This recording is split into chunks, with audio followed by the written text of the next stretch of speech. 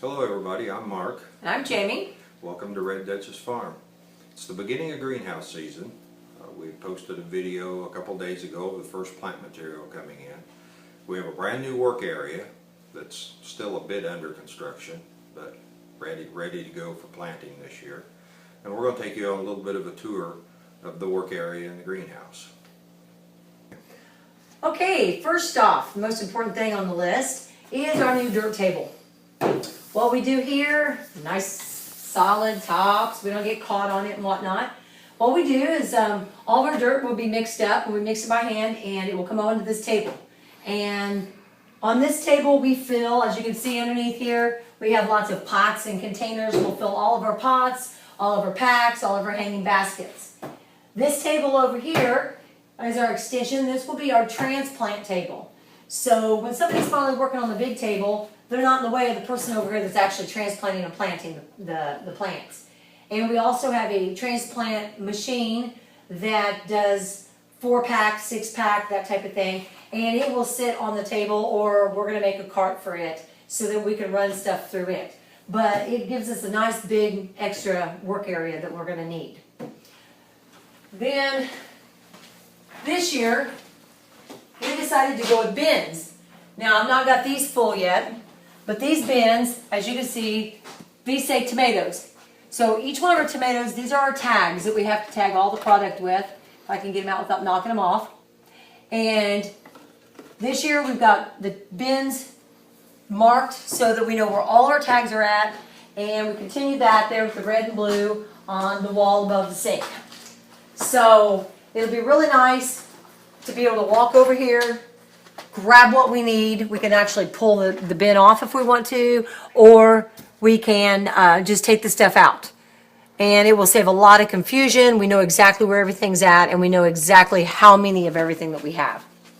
Eventually we will have our sink hooked up. It'll be cold water only for quite a while, but it doesn't matter. The fact that we have a sink to wash our hands and stuff in will be amazing. So here we have our 450-gallon water tank. Our water is pulled from one of our top ponds, and it's brought through. Eventually we'll have our permanent water lines run all the way out there with the pump. Right now we start up a kicker pump, we fill up the tanks, and then we shut it off.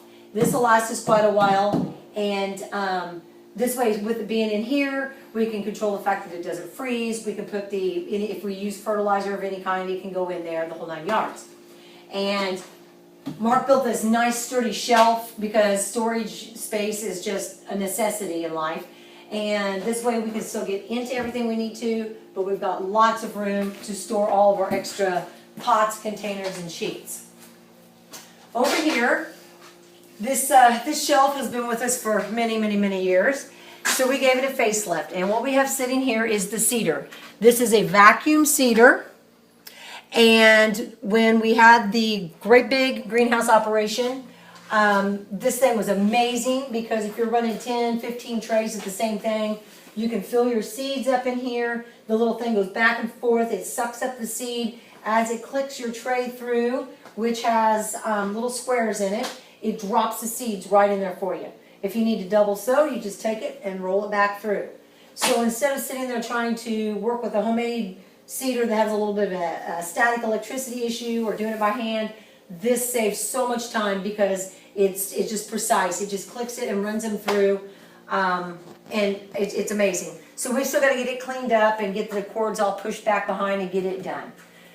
Then the rest of the shelf is being used for basically extra pots and containers and storage that we need. Once I use up what's over there, then we'll pull off of here and up on the top. So what we have here is greenhouse number 1. This is our new germination tent. This will be a permanent structure, used to every year. We take it down, put it up, take them down, put it up. Right now, due to the furnaces blowing and stuff, it blows the plastic. So we have a piece of PVC in here, and it should be here in the middle doing it. It's easier. We can just roll this up, pop it right up here on top. Try not to poke a hole in it. It'll stay. And then what we'll do is we'll have a set of misters run down here. They'll stick up, and every so often they'll be on a timer, and they'll mist everything that's in here. This is wide enough for 2 trays of seeds, of the planted seeds, the plug trays. And this will keep the temperature real high, anywhere from, well, about 80 degrees is pretty ideal. And we'll have to open it up during the day because it will actually get too hot. But then the babies are in here, and this is where they're going to grow. On down here, where we have some of our babies that came in yesterday and the day before, see here. This will be also closed in. This is all going to be closed in at the bottom on this big center run table. And this is going to be heated. And this is where all the geraniums are going to come in on the week of the 19th. About 1,000 geraniums will come in, and they'll come in unrooted. So we have to pot them and put them on heat and keep them misted also. And then that way they don't dry out and the roots will set in. So this whole bench down the center of this greenhouse, germination room, and this will all be completely heated underneath, so that everything underneath, that's the key of getting things to root, is bottom heat. And then we will start filling in. We've got some more stuff to take out and finish, but we'll start filling in when I start transplanting stuff. We'll start filling in the hanging basket area and the benches. Some of this is just stock plants that we keep ourselves, and a few things like some blueberries and stuff, things that'll go outside once the summer hits. We'll get rid of a bunch of this here very soon. We've got spikes that need to be transplanted. We have baby ferns going. So this is greenhouse number 1. And we can now individually heat every greenhouse, since we put the permanent wall up between. Every house has a furnace. So this one's set and ready to go. Then I'm going to start cleaning up what was house 1, is now house 2. Has its own furnace. We got to get it cleaned up. And we will not open that house until this one is completely stock full. You can't get anything else in it. Then we'll open. From that area, then we will move out into the new add-on, which will be house number 3. And it has increased us a lot of space.